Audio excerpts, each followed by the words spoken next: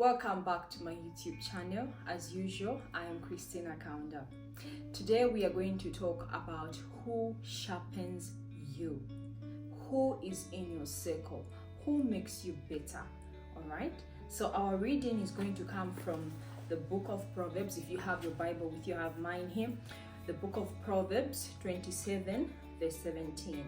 And it reads, "As iron sharpens iron, so one person sharpens another." I'll repeat. As iron sharpens iron, so one person sharpens another. All right. So the first time that I read this verse was about 10 years ago, and I got a very interesting, short but very interesting revelation from God. So when I was reading it, God asked me, "Okay, what does iron do?"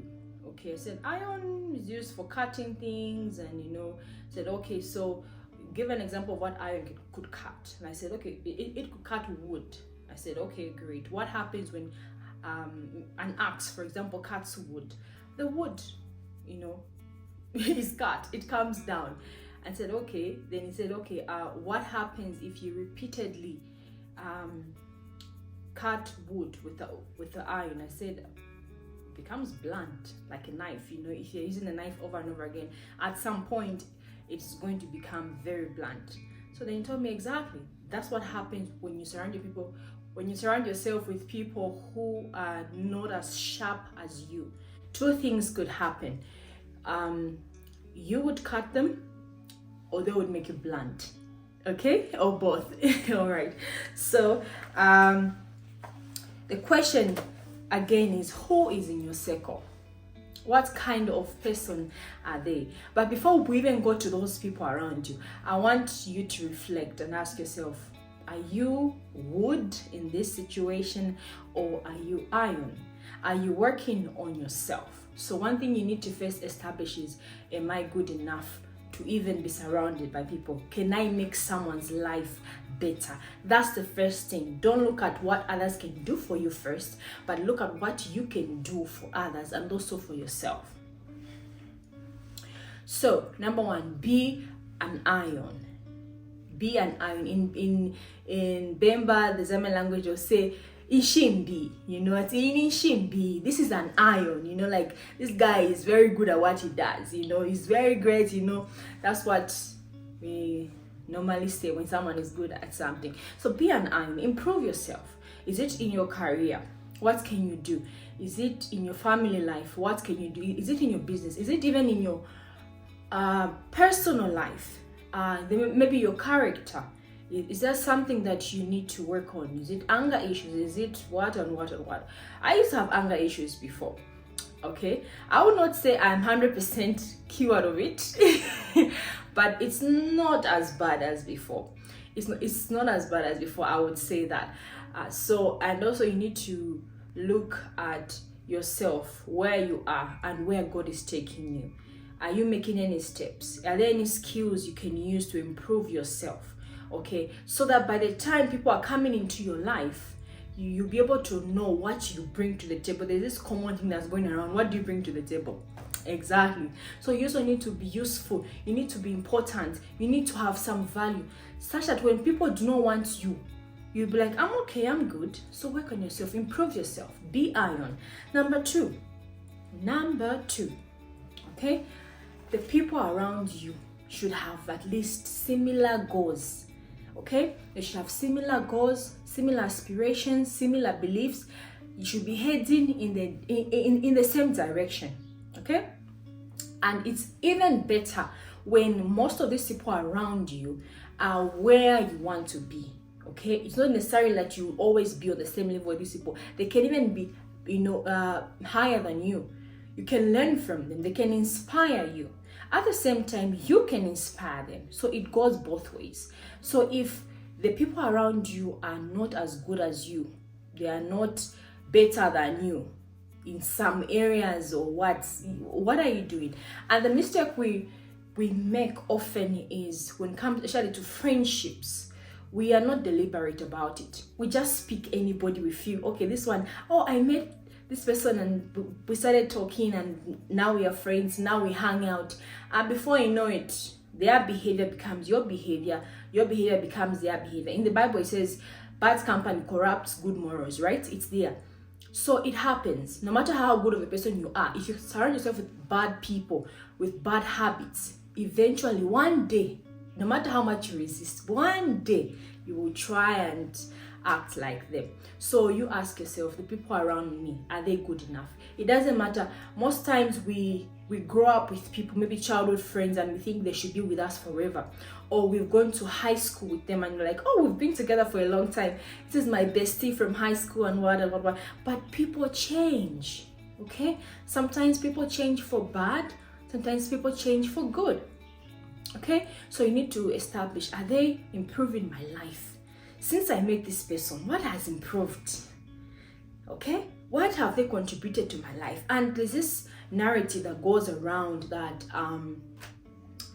you should be selfless and love people, not always looking to gain something from people or be selfish. But if you look at it on a deeper level, every relationship, be it friendship, be it parents to daughter, parents to child, be it a colleague or whatever, every kind of relationship comes with benefits.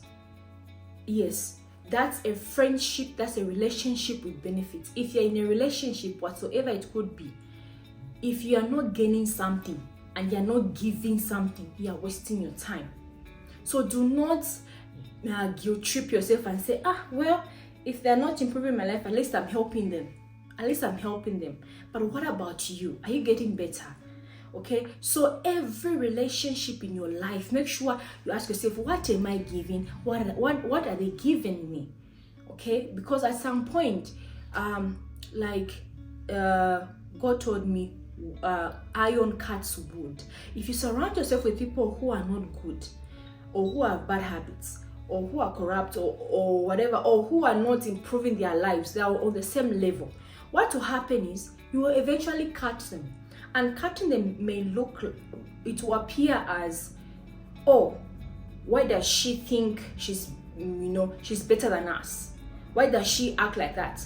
Why is it that everything works out for her or for him? So there will be that cutting of the wood. They'll be like, she's too good, like everything just goes well for her. So you find yourself in a position where you're surrounded by people who you think like you, but they don't like you.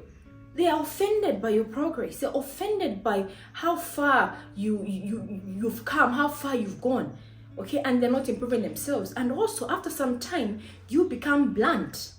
You'll be thinking, well, maybe I'm doing too much. Maybe I should reduce what I'm doing. Maybe I shouldn't, overachieve, so that we are all on the same level. And you become blunt. That's what happens. Okay. But here's another narrative. If you surround yourself with iron sharpens iron, like in the Bible it says. I love this vision. This is NIV. Yes, NIV. As iron sharpens iron, so one person sharpens another. When the knife is blunt in the kitchen, we normally get another knife or spoon or fork or whatever metal to sharpen that knife.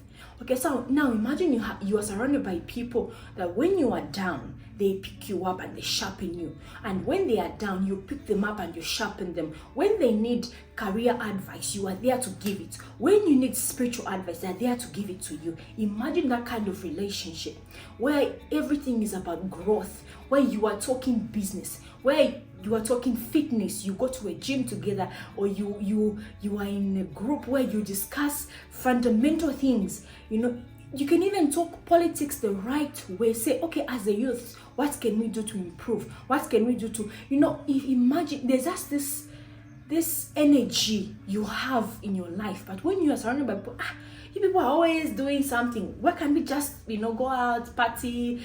Life is too short. And I'm not saying that you should not have fun, but I'm saying life is not always about fun. There's a lot of work that needs to be done. You have a purpose. What are you doing about it? Okay, iron sharpens iron. So evaluate your circle, and also don't look at numbers. Okay, don't look at, I have 2 friends, it's not enough. or I have 5 friends, not enough. There are people, let me tell you for a fact, that I know that have come into relationships with, friendships with. They have thousands of friends. Okay, thousands is an exaggeration, but they have multiple friends. When I tell you multiple, everybody is their best friend. So for me, when that is a red flag, especially in friendship, when you have multiple friends, I'm thinking, what is going on? You know, and you can't, not everybody is your friend. Even Jesus, not everybody likes Jesus. So who are you that everybody is your friend, they want to be around you? It means you're living a fake life, or something is going on that we don't really understand. And that takes genuinity out of your relationship. It takes that realness, you know, where you can sit down and talk and have a very deep conversation or very fruitful relationship. So having multiple friends is not it. Even if you have 2 people, even if you have 1 person, let me tell you something. I can't even count my friends with my fingers here. Maybe 2 or 1 sometimes. Okay, because I know what I want in life. Okay, I know what I'm giving. I know what I want. It's not about numbers. It is quality over quantity. Let me tell you, it is quality over quantity. Okay, now when it comes to circles, one thing you should also understand, when you establish the iron, okay, these are my friends, they are good, we are doing so well, especially spiritually, of course with other aspects of your life, you need to understand that as much as they are good for you, not everybody can be in that deeper circle. Okay, don't get me wrong, stay with me. Okay, so in that circle you have created now, there's an inner circle. Now, the people in this inner circle are people that are very, very close to you. There's a story in the Bible when Jesus was on his way to heal a young girl, the daughter of Jairus. Okay, that is in Mark 5, somewhere 21 and verse 35 as well.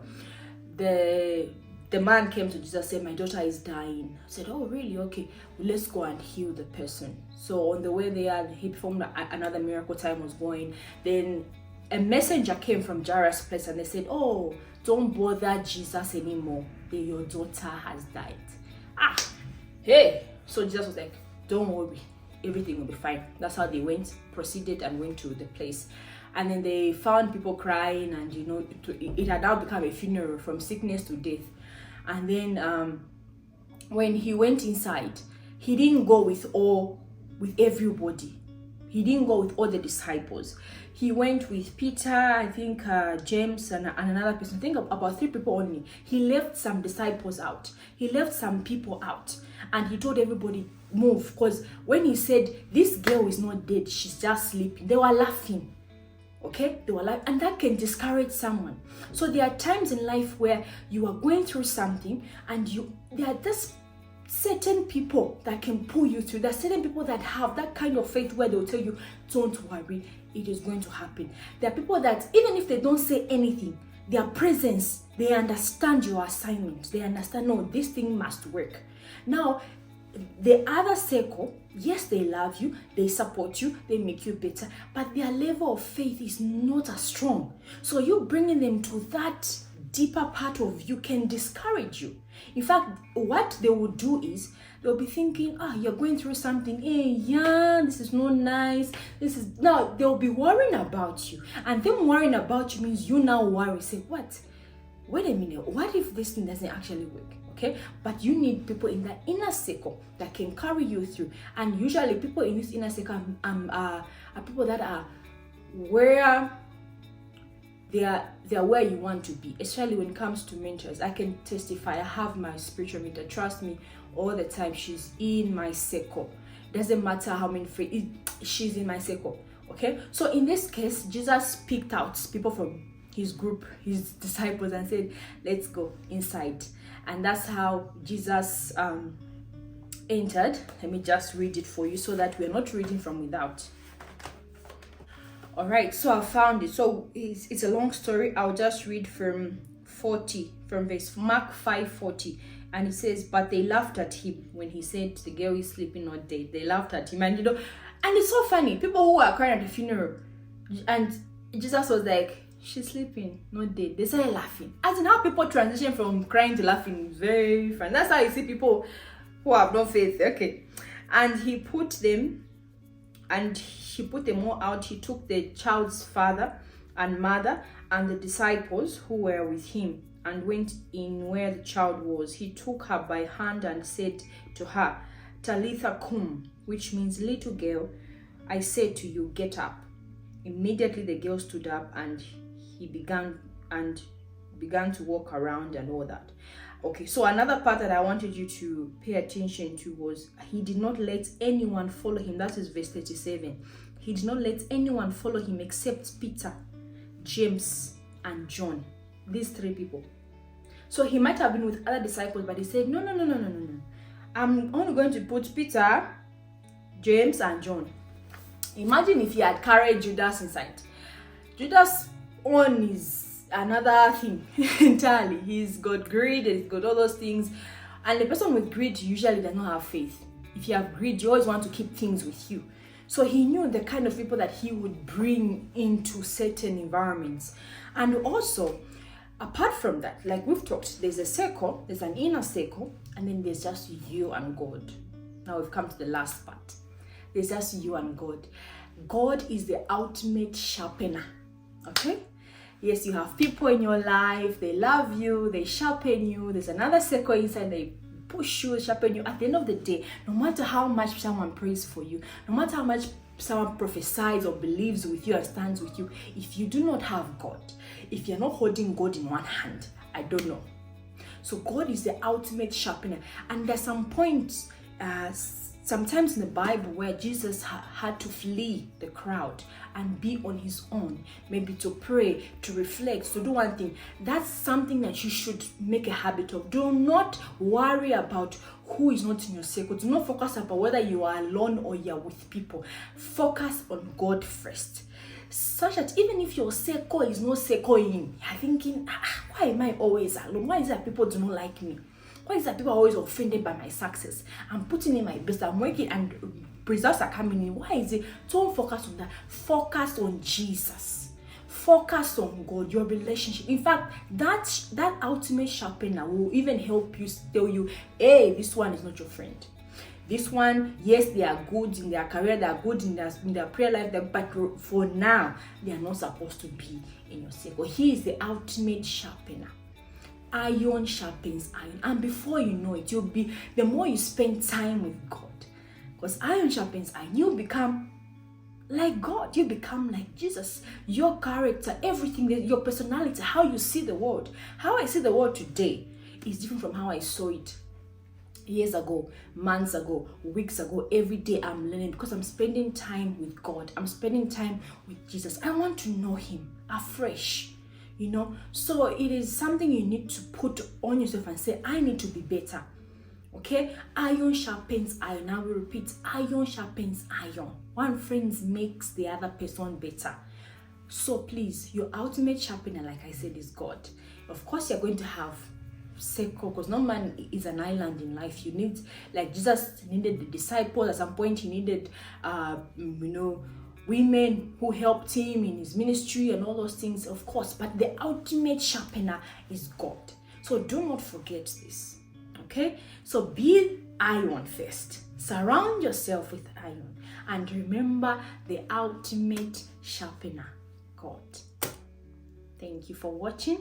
It's been amazing. I wish I could keep on going. I'm loving the word of God. I took up the book of John. If you're really interested in starting afresh, and just especially with your faith, and if you want to know Jesus more, start from the book of John. It's something that has really helped me. Later on I'll testify about it, of course, but start reading the book of John and don't rush. Even if it means a chapter a day, it's fine. Even if it means 10 verses a day, it's fine, but read it, and read it with understanding, like you're reading it for the first time. All right, so I hope this blessed somebody. Don't forget to like, don't forget to share, and also subscribe. Thank you for watching, and bye for now.